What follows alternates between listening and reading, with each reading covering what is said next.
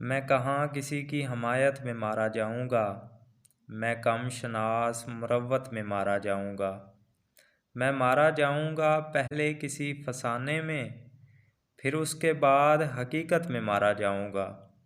میں ورغلایا ہوا لڑ رہا ہوں اپنے خلاف، میں اپنے شوق شہادت میں مارا جاؤں گا۔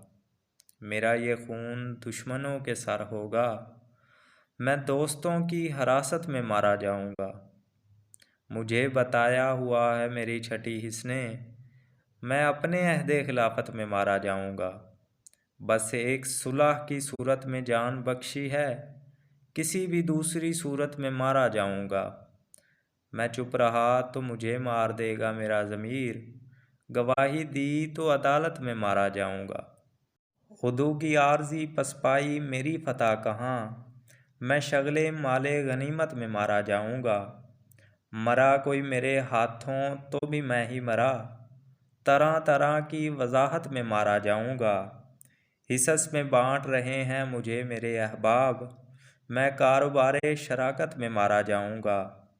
اٹھایا جاؤں گا مارا ہوا کسی قیامت کا، پھر ایک اور قیامت میں مارا جاؤں گا۔